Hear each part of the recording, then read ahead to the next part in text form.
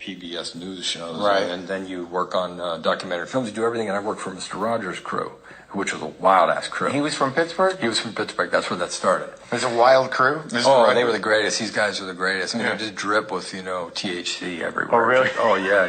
They just smelled like they just walked out of Tom Petty's house.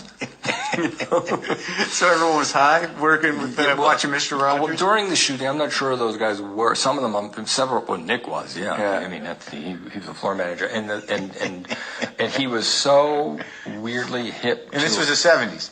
Yeah, it must have been in the 70s, and he was such a nice guy, and so we kind of actually pretty funny in a weird kind of way. He got all these guys, loved him, they were all funny and interesting guys. Everybody had hair down in the middle of their back, and Except beards. for Rogers. Except for Fred. Yeah.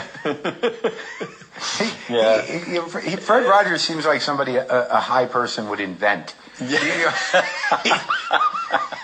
Like, I can't imagine, so you had to deal with him, during breaks and things? Well, that's what you thought, and you kept waiting for the other shoe to drop, Like for him to be like, get these fucking kids! Yeah, we kept waiting for the other tennis shoe to drop. Yeah. And it didn't, and you went, this is like it. This is truly he's really this guy. And then you get to know him, who is like the nicest, sweetest, most authentic dude, and a great sense of humor. I mean, you could mess with him and make you laugh. And, right. And we used to do some crazy things.